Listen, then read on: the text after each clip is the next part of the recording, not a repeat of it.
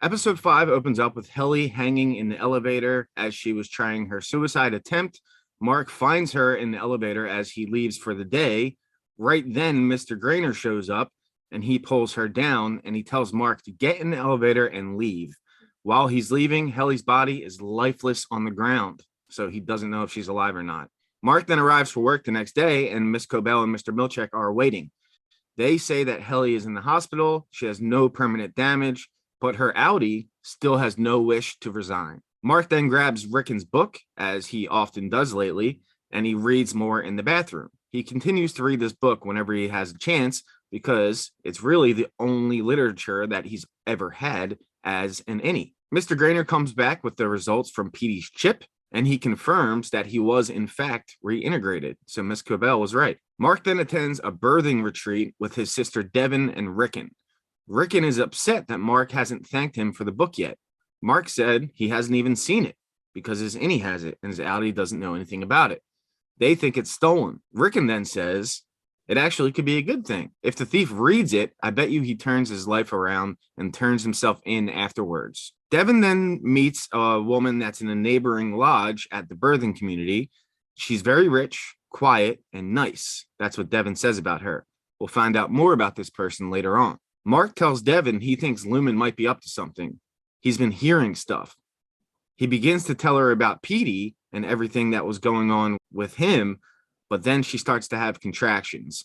Back in the office, Mr. Milchek briefs Mark on how to treat Helly when she comes back. When her innie awakens, she's on the floor of the elevator because in her mind, she had just attempted suicide and then woke right back up on the floor of the elevator. Miss Casey shows up to observe Helly R. She is to look out for signs of sadness and to verbally encourage her from any further suicide attempts. Irv starts to doze off again, as he has been doing frequently lately, and then he says he has to go to O&D because he needs to talk to Bert. Mr. Milchek accidentally printed out pictures that showed a massacre between O&D and different departments.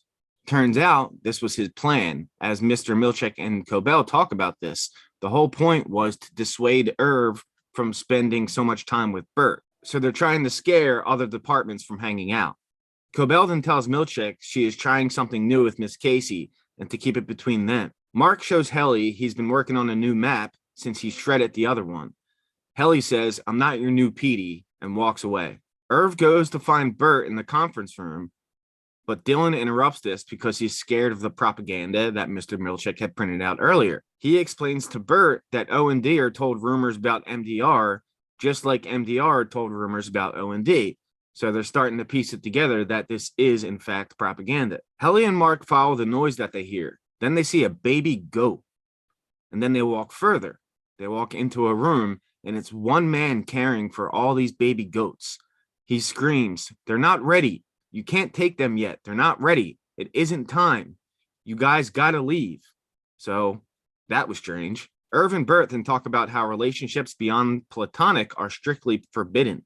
He invites Irv and Dylan to the storage room to check out new art. Dylan then finds the painting of MDR killing O&D employees.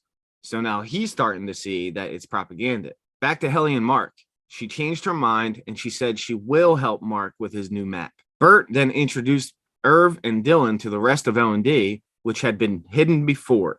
So O&D and MDR are starting to really trust each other more as the episode ends.